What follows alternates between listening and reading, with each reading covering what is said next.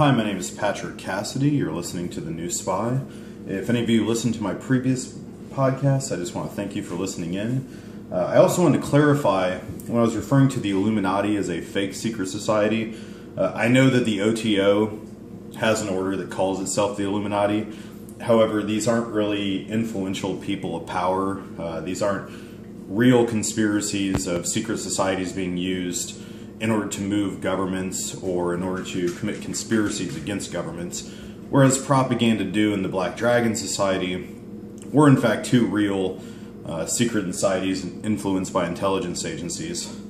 But for this podcast, I'd like to talk about some secrets of the American Revolution. There's a lot of people who call themselves the Sons of Liberty within the fundamentalist Christian right movement, as well as amongst many conservatives, and they still have this paranoia of secrets and the role that secrets played in the founding of the United States. Some Christians even go as far to claim, that George Washington was a member of the Illuminati because he was a Mason. Well, I want to discuss the real secret societies that they belong to.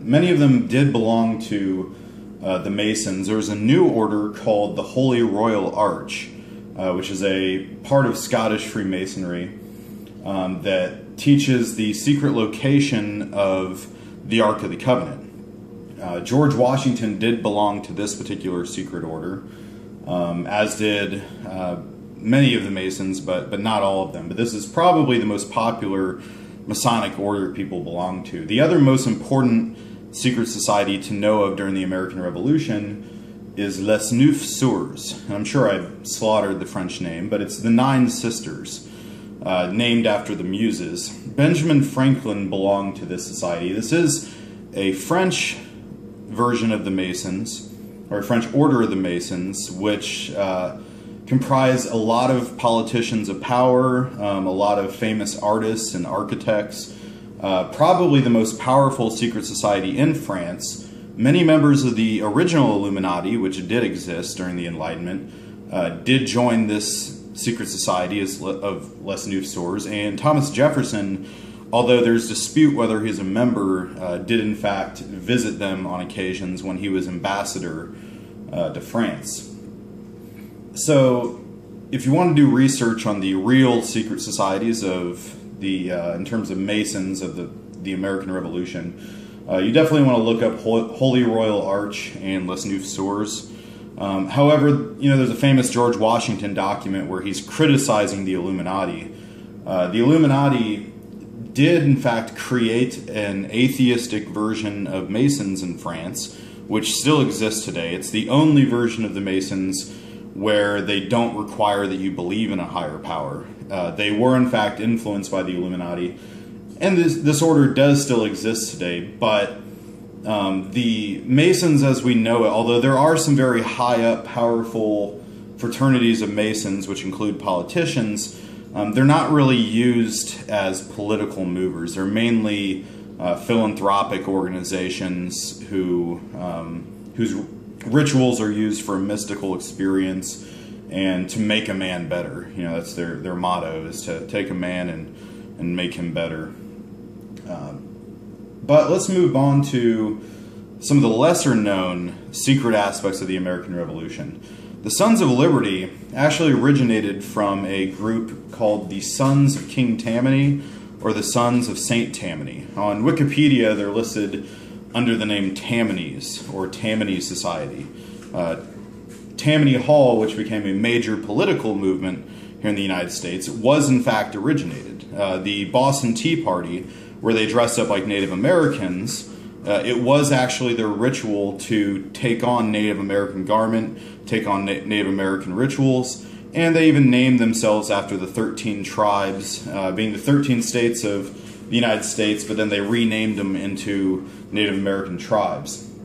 Prior to the American Revolution, this society already existed, not only under the name Philadelphia Society, but also amongst rituals where the Americans began to peacefully trade with Native Americans and practiced a May Day, where they dance around a maypole ritual, which was really common, but it kind of faded out in American history mainly because of its Native American influence.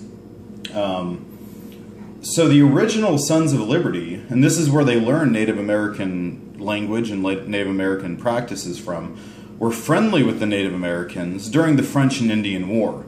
A lot of the soldiers were pretty pissed off at the British because the British didn't pay them all of their money. After the American Revolution, the British actually tried to create propaganda making the American soldiers pissed off at their own government because they weren't being paid their due money. But this was a sort of, after we won the American Revolution, this was the British way of creating propaganda as a form of payback for what the Americans did to soldiers who were upset that they didn't get their money from the French and Indian Wars, which was during that time period a ridiculously long war in which the British would have had no way to pay all the soldiers that they had fight in the war. So Les Neuf Soeurs, Holy Royal Arch, Tammany societies, these are all things you might want to look up on your own. Another important aspect, although I wouldn't call it a secret society, would be the Seven Fires Prophecy, which is a Native American prophecy which comes from the Anishinaabe, and I might be mispronouncing that, but Anishinaabe tribe. The Seven Fires Prophecy was incorporated into the Sons of Liberty, or the Sons of King Tammany's order, and the Secret Order of the Red Men don't really discuss the Seven Fires Prophecy as much as they used to in earlier orders. We've really only got one document, which comes from Sons of King Tammany, prior to the Sons of Liberty organization, New York, in which we had several documents. I had mentioned that there was this prophecy for America to become a great nation. So even when they were founding this nation, the Seven Fires Prophecy says that we're going to be given a choice between materialism or spiritualism when the seventh fire is lit. And if we choose materialism, we'll be destroyed as a nation. If we choose spiritualism, then we'll become the most powerful nation on the planet.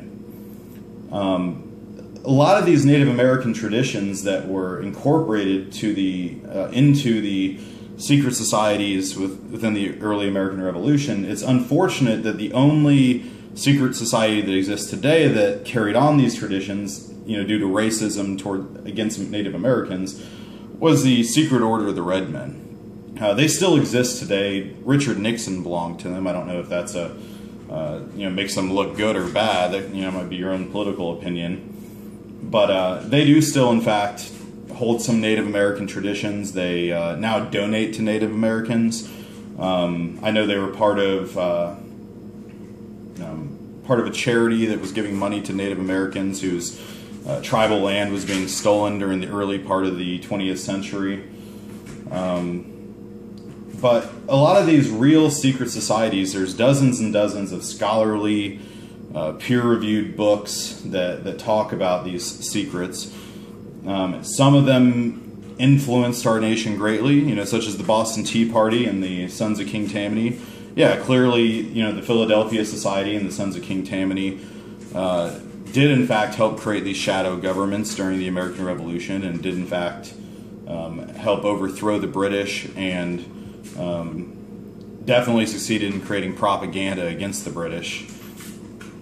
So I hope you found some of these groups interesting. You can go and do your own research on your own, and don't get caught up in any of these fake Illuminati conspiracies. If you really want to find who the most powerful secret pushers and movers are in this country, look no further than intelligence agencies. Make sure you do peer-reviewed studies.